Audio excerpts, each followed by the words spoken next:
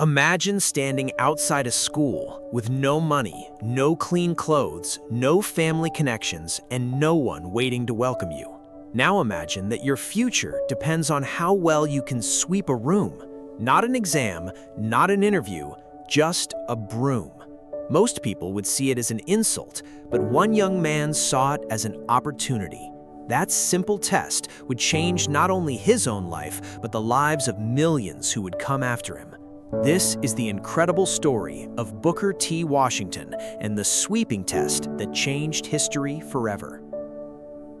Born in Virginia during the 1850s, Booker entered the world in a small wooden cabin with no wealth, no comforts, and not even freedom. As a child, he experienced hunger, endless hard work, and long days that seemed to have no hope. Yet, deep inside him burned an unshakable curiosity. Whenever he saw someone reading, he couldn't stop staring because the letters looked like magic. While other children dreamed of toys, Booker dreamed of books. One evening, he quietly asked his mother if he would ever learn to read, and although she could only answer with hope, those words planted a dream that would never die. After freedom came, poverty still remained. His family moved to West Virginia, where everyone worked to survive. Young Booker carried heavy loads in salt furnaces and later worked in coal mines. The work was exhausting. Dust filled his lungs, and his hands became rough long before adulthood. Most people accepted that life would never change, but Booker refused to believe that. Every spare moment was spent learning. He borrowed books, practiced reading by candlelight after exhausting workdays, and treated education as something more valuable than food, because food satisfied hunger, but learning fed hope. One day he heard about Hampton Institute, a real school where people could build a future. From that moment he knew he had to go, even though everyone laughed at him. They told him he had no money, no proper clothes, and no chance. Booker ignored every doubt. He worked harder, saved every coin he could, and finally began the long journey with almost nothing except a few belongings, a little food, and an enormous dream. He walked for miles, accepted rides whenever possible, slept under porches and beneath the stars, often went hungry, and faced rejection everywhere he went.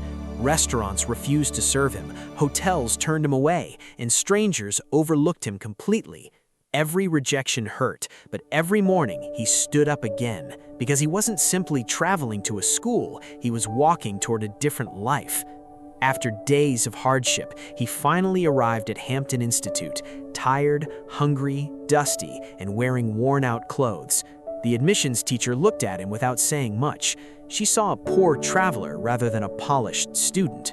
Booker waited for hours, praying for one chance. Finally, she pointed toward a classroom and said, "If you want to prove yourself, clean that room." There was no written test and no interview, only a broom. Booker picked it up without complaint and cleaned every corner, every desk, every window, every wall. When he finished, he cleaned everything again, because excellence mattered more than simply finishing the job. The teacher inspected every inch of the room, searching for even a single speck of dust, but she found none. She smiled and finally said, "You may enter the school." In that moment, Booker realized that character speaks louder than appearance.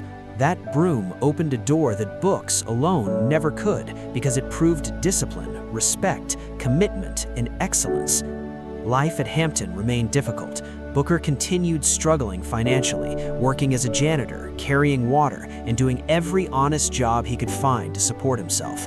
Instead of complaining, he became grateful for every opportunity to learn. He studied tirelessly, read constantly, asked questions, and absorbed every lesson. Eventually, he graduated, but graduation was only the beginning. He dreamed of giving others the same opportunity that had changed his own life. Later, he was invited to lead a small school in Alabama that had almost nothing, no proper buildings, very little money, and few resources. Rather than giving up, Booker and his students made bricks with their own hands, built classrooms, learned practical skills, and transformed the school into what became the famous Tuskegee Institute. Thousands of young men and women arrived with little hope and left believing they could build successful futures. Booker always reminded them that greatness begins with ordinary responsibilities performed extraordinarily well. Sweep the floor well, study well, treat people well, because success grows from daily habits, not shortcuts. Years later, Booker stood before enormous audiences, respected by leaders, students, and communities across the nation.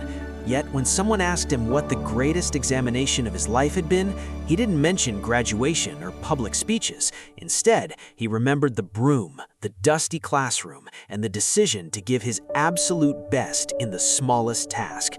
He understood that history changed not because he was given an opportunity, but because he proved he was ready for one. His life teaches us that success rarely arrives disguised as success. Often, it looks like hard work, responsibility, humility, and a task nobody else wants to do. The world watches how you handle the little things before trusting you with the big ones. Never underestimate today's ordinary assignment because it may become tomorrow's extraordinary breakthrough. Booker T. Washington became one of history's greatest educators, not because life was easy, but because he treated every challenge as if it mattered. So whatever broom life places in your hands today, pick it up with pride, do the work with excellence, and remember that the door you've been praying for might open the moment you finish sweeping.